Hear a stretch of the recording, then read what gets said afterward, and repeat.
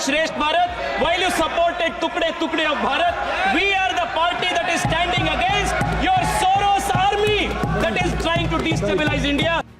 ಲೋಕಸಭೆಯಲ್ಲಿ ಸಂವಿಧಾನದ 75 ವರ್ಷಗಳ ವೈಭವದ ಪಯಣದ ಕುರಿತ ಚರ್ಚೆಯಲ್ಲಿ ಪಾಲ್ಗೊಂಡು ಮಾತನಾಡಿದಂತಹ ತೇಜಸ್ವಿ ಸೂರ್ಯ ಜಾತ್ಯತೀತತೆಯ ಬಗ್ಗೆ ಸಾಕಷ್ಟು ಮಾತನಾಡಿದ್ದಾರೆ.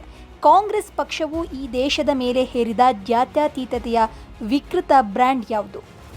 ಮುಸ್ಲಿಂ ಆಗಿರಬಹುದು, ಕ್ರಿಶ್ಚಿಯನ್ ಆಗಿರಬಹುದು, ಆದರೆ ಹಿಂದೂ ಸೆಕ್ಯುಲರ್ ಆಗಿರಬೇಕು. ಇದು ಕಾಂಗ್ರೆಸ್ ಪಕ್ಷವು ಪರಿಚಯಿಸಿದ ಏಕಮುಖ ಜಾತ್ಯತೀತತೆ ಆಗಿದೆ ಅಂತ ಹೇಳಿ ಸದನದಲ್ಲಿ ತೇಜಸ್ವಿ ಸೂರ್ಯ ಗುಡುಗಿದ್ದಾರೆ. ಇನ್ನು 365ನೇ ವಿಧಿಯನ್ನ 90ಕ್ಕೂ ಹೆಚ್ಚು ಬಾರಿ ದುರುಪಯೋಗಪಡಿಸಿಕೊಳ್ಳಲಾಗಿದೆ. ಪ್ರಜಾಸತ್ತಾತ್ಮಕವಾಗಿ ಚುನಾಯಿತ ಸರ್ಕಾರಗಳನ್ನ ನಾಯಕರ ಇಚ್ಛೆಯಂತೆ ತೆಗೆದುಹಾಕಲಾಗಿದೆ. ಮತ್ತೆ ಇದು ಸಂವಿಧಾನದ ಮೇಲಿನ ದಾಳಿಯಾಗಿದೆ ಅಂತ ಸೂರ್ಯ ಹೇಳಿದ್ದಾರೆ. ಇನ್ನು ಸಬ್ಕಾ ಸಾಥ್ ಸಬ್ಕಾ ವಿಕಾಸ್, ಟೀಮ್ ಇಂಡಿಯಾ ವಿಧಾನ, ಜಿಎಸ್ಟಿ ಕೌನ್ಸಿಲ್ ಇದು ಸಂವಿಧಾನವನ್ನ ರಕ್ಷಿಸುವ ನರೇಂದ್ರ ಮೋದಿ ಶೈಲಿಯಾಗಿದೆ ಅಂತ ಹೇಳಿದ್ರು. ನೆಹರು ಅವರಿಂದ ಹಿಡಿದು ಕಮ್ಯುನಿಸ್ಟ್ವರೆಗೂ ಭಾರತವನ್ನ ಪವಿತ್ರ ಭೌಗೋಳಿಕ ಅಂತ ಪರಿಗಣಿಸಲಾಗಿಲ್ಲ. ಭಾರತವು ಸಹಸ್ರಾರು ವರ್ಷಗಳಷ್ಟು ಹಳೆಯದು, ಹಾಗೆ ಹಳೆಯ ನಾಗರಿಕತೆ ಎಂಬುದು ಪ್ರಪಂಚದ ದೃಷ್ಟಿಕೋನವನ್ನ ಹೊಂದಿಲ್ಲ ಅಂತ ತೇಜಸ್ವಿ ಸೂರ್ಯ ಹೇಳಿದ್ರು. ಇನ್ನು ಭಾರತವನ್ನ ಖಾಸಗಿ ಜಾಗೀರ್ ಆಸ್ತಿ ಅಂತ ಪರಿಗಣಿಸಿದ್ದಾರೆ. ಅದರ ಯಾವುದೇ ಭಾಗವನ್ನ ಯಾವುದೇ ಸಮಯದಲ್ಲಿ ಯಾರಿಗಾದ್ರೂ ನೀಡಬಹುದು. ಕಾನೂನಿನ ಸಾಂವಿಧಾನಿಕ ಪ್ರಕ್ರಿಯೆಯನ್ನು ಕೂಡ ಅನುಸರಿಸದೆ ಈ ರೀತಿಯಾಗಿ ಮಾಡ್ತಾ ಇದ್ದಾರೆ. ಇನ್ನು ಕಾಂಗ್ರೆಸ್ನಿಂದ ಸಂವಿಧಾನದ ಮೇಲಿನ ದಾಳಿಯು ಆರ್ಟಿಕಲ್ 1ರಿಂದ ಪ್ರಾರಂಭವಾಯಿತು ಅಂತ ಹೇಳ್ತಾ ಭಾರತ ಮತ್ತು ಶ್ರೀಲಂಕಾ ನಡುವಿನ ಆಯಕಟ್ಟಿನ ಅತ್ಯಂತ ಪ್ರಮುಖವಾದ ದ್ವೀಪ ಕಚ್ಚಾತೀವು 1974ರಲ್ಲಿ ಕಾಂಗ್ರೆಸ್ ಮತ್ತು ಡಿಎಂಕೆ ಶ್ರೀಲಂಕಾಕ್ಕೆ ಬಿಟ್ಟುಕೊಡ್ತು ಅಂತ ಹೇಳಿದ್ರು. ಇನ್ನು ಅದನ್ನ ಸಂವಿಧಾನದಲ್ಲಿ ಕಲ್ಪಿಸಿರುವಂತಹ ಯಾವುದೇ ಕಾರ್ಯವಿಧಾನವನ್ನ ಅನುಸರಿಸದೆ ಹೀಗೆ ಮಾಡಿದ್ದಾರೆ. ಇನ್ನು ಯುಪಿಎ ಸರ್ಕಾರ ಸಿಯಾಚಿನ್ ಅನ್ನ ಪಾಕಿಸ್ತಾನಕ್ಕೆ ಬಿಟ್ಟುಕೊಡ್ಲಿಕ್ಕೆ ಸಿದ್ಧವಾಗಿದೆ ಅಂತ ಇತ್ತೀಚೆಗೆ ತಿಳಿದು ಬಂದಿದೆ ಅಂತ ಹೇಳಿದ್ದಾರೆ. ಇನ್ನು ಇದು ಈ ದೇಶದ ಪ್ರಾದೇಶಿಕ ಸಮಗ್ರತೆಗೆ ಅವರ ಬದ್ಧತೆಯಾಗಿದೆ. ಭಾರತವನ್ನ ನಾಗರಿಕ ರಾಜ್ಯ, ಪವಿತ್ರ ಭೌಗೋಳಿಕತೆ ಅಂತ ಪರಿಗಣಿಸುವ ಒಂದು ದೃಷ್ಟಿಕೋನ ಮತ್ತು ವಿದೇಶದಲ್ಲಿದ್ದಾಗಲೂ ಕೂಡ ವಿರೋಧ ಪಕ್ಷದ ನಾಯಕ ಭಾರತ ರಾಷ್ಟ್ರ ಅಲ್ಲ, ಆದರೆ ರಾಜ್ಯಗಳ ಒಕ್ಕೂಟ, ಯೂನಿಯನ್ ಅಂತ ಹೇಳುವವರ ನಡುವಿನ ವ್ಯತ್ಯಾಸವಾಗಿದೆ. ಅಷ್ಟೇ ಅಲ್ಲ, ಬಿಜೆಪಿ ಸಂವಿಧಾನ ಮತ್ತು ಪ್ರಾದೇಶಿಕ ಸಮಗ್ರತೆಯ ರಕ್ಷಕ ಅಂತ ಹೇಳಿ ಸದನದಲ್ಲಿ ಅಬ್ಬರಿಸಿದ್ದಾರೆ. Between one view which considers India to be a civilizational state, a sacred geography, and between one whose leader of opposition even when he goes abroad says India is not a nation but is a union of states. Contrast this view to what Atal Bihari Vajpayee's position was.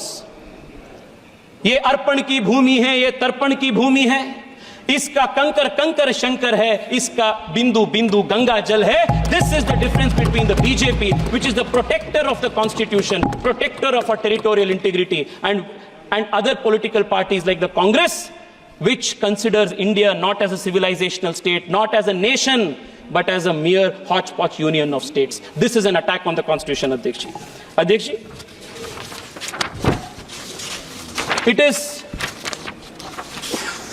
It is this difference in the philosophy of approaching the nation and the constitution that resulted in the Congress party and its successive dynastic prime ministers attacking not just the constitution but the very soul of this country. The forcible insertion of socialist and secular in the Indian constitution during the 42nd amendment was not the first attempt at introducing these two ideas in the constitution and making the constitution rigid. Even during the Constituent Assembly debates, a proposal was made to add socialist and secular into the country's preamble and the constitution. And this was categorically rejected by Baba Saheb Ambedkar. And the reason why Baba Saheb Ambedkar rejected this is very telling. Baba Saheb Ambedkar, while rejecting the proposal to add socialist and secular, makes this very important observation. He says the constitution is merely a mechanism for the purpose of regulating the work of the various organs of the state.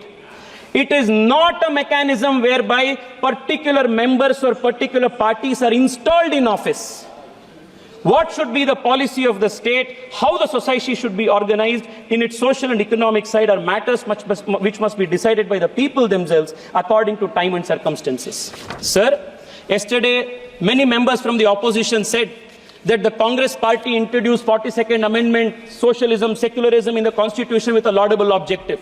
Let me tell this nation and let me tell this August House that there was no laudable objective behind that insertion. The only objective was to create a monopoly in politics, monopoly for the dynasty in politics, and monopoly in the economy, so that there will be no challenge to the Congress party's first family. This is exactly what Baba Sahib Ambedkar wanted to oppose.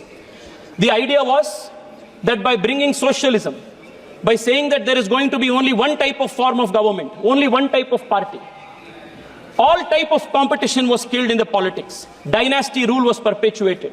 And the idea was that politics will be controlled by the dynasty's monopoly, and the economy in turn would be controlled by the state's monopoly.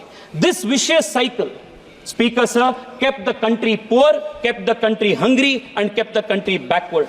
The cost for this thrusting of socialism, only to keep the country poor and to perpetuate the dynasty's stranglehold on the country's politics, cost the nation dear. In a paper titled The Price of Socialism, noted economist Swaminathan Iyer says that millions of children, let me read it out, Speaker Sir, that 14.5 million children would have survived, 261 million more Indians would have become literate, and 109 million more people would have risen from poverty line had we not approached our economy with this dogmatic approach. This, Speaker Sir, has been the contribution of the Congress party. Yesterday, there was a question of Arthik Nyay. I want to tell you what Arthik Nyay the country saw under, economic justice the Congress saw under, the country saw under the Congress party. Until Prime Minister Narendra Modi came, a large swaths of this country, a large population of this country did not have access to toilets. This was the kind of economic justice they had given. Close to 80% of the country's villages did not have access to electricity, and they speak of economic justice. Close to 50 crore people in this country did not have access to bank accounts, and they speak of economic justice. मैं आपको बताना चाहता हूं, नरेंद्र मोदी जी आने के बाद पहली बार देश के गरीब को आर्थिक न्याय मिला है और संवैधानिक रूप से वो मिला। अध्यक्ष जी, because Baba Sahib Ambedkar was such a staunch opponent of this Congress style of politics, Pandit Nehru declared Baba Sahib Ambedkar to be his enemy number one politically. And today, Speaker Sir, I heard my opponents from the Communist Party,